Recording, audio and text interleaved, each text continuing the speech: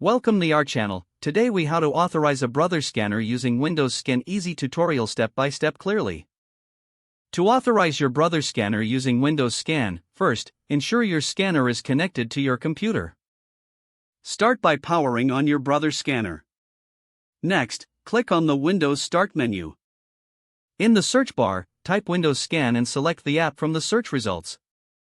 Once the Windows Scan app opens, you will see a user interface with several options. Locate the drop-down menu labeled Scanner. Click on this menu to view available devices. Select your brother scanner from the list. Now, you should see a preview of your scanner in the Windows Scan app. Ensure your scanner is correctly set up and recognized by the app. Next, adjust the scan settings to your preference. You can choose the file type, color mode, and resolution. After setting your preferences, place the document you wish to scan in the scanner. Now, click on the Preview button to preview your scan. Review the preview and make any necessary adjustments. Once you are satisfied with the preview, click on the Scan button. Your document will now be scanned and saved according to your. After the scan is complete, a notification will appear indicating the status. You can view your scanned documents in the designated folder on your computer.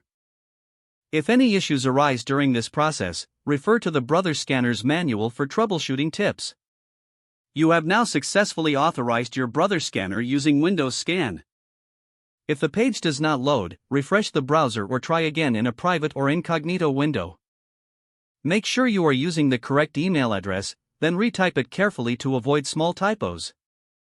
If your password is not accepted, use the reset option and create a new strong password you can remember. Check your spam folder for verification or security emails, then complete any requested confirmation steps. Enable two-factor authentication if available to improve account security and reduce unauthorized access risk. After signing in, review your profile details so your contact information and settings are accurate and current. If you see an error message, note it down and try again after restarting your device and internet connection. Log out when you finish, especially on shared devices, to keep your account and payment information secure. Don't forget to like this video and subscribe to our channel for more step-by-step tech guides.